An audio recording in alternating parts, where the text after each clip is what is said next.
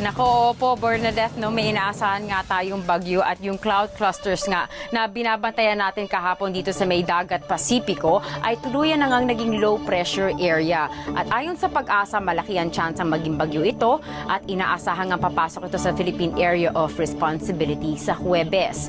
Unang maapektuhan ito ang Mindanao at pati na rin dito sa may Eastern Visayas, pagkatapos ay sa Bicol Region simula Huwebes o Biyernes. Posibleng maglandfall ang bagyo sa Eastern Visayas o Bicol Region sa weekend.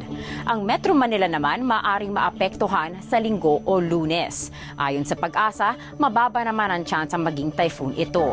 Ngayon, para naman sa lagi ng panahon bukas, mananatiling maaraw at mainit ang panahon dito sa Northern pati na rin sa Central Luzon. Pero kung ikukumpara noong mga nakaraang araw, bahagyang bumaba na ang temperatura.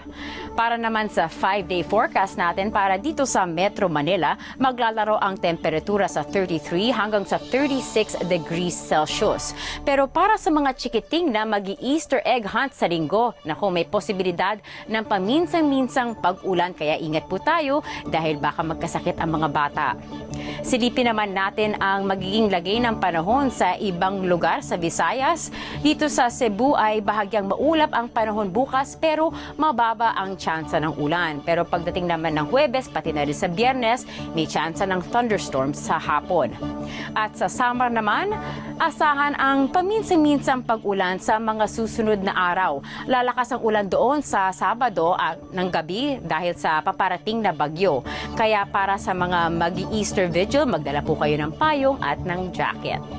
Para naman sa mga kapamilya natin dito sa may Mindanao area, mataas ang tsansa ng pulupulong pag-ulan dito sa Cagayan de Oro, sa Bukidnon, pati na rin sa Davao City. At yan muna ang latest mula dito sa ABS-CBN Weather Center.